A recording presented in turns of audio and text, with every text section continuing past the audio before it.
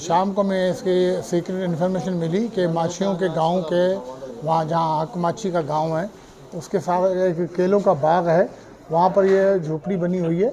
और सुबह जो डकैती हुई थी चंबड़ से इन्होंने कोई 6.5 लाख रुपए कैश इन्होंने लूटा था और उनके मोबाइल NIC वगैरह, और ये आज वहाँ पर बैठ के कोई हिसाबपत्ती कर रहे थे।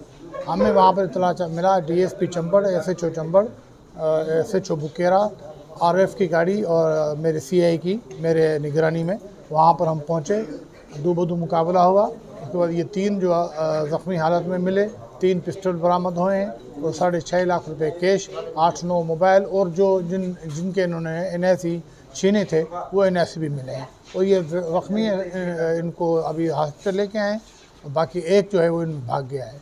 एक बंदे पर 15 से 20 केस दाखिल हैं जो रॉबरी के, डकैतियों के और इन्होंने कत्ल के, और इन्होंने पुलिस से इनकाउंटर किए हैं। उनमें एक तो पुलिस वाले शहीद भी किए हैं दादू में, 2 का ताल्लुक दादू से, 1 का ताल्लुक टंडोरायार से है। और इनका नाम अपना एक मुनीर चांडियो है, दूसरे का नाम बरकत खोखर है और एक का नाम मंजूर मस्तोई है।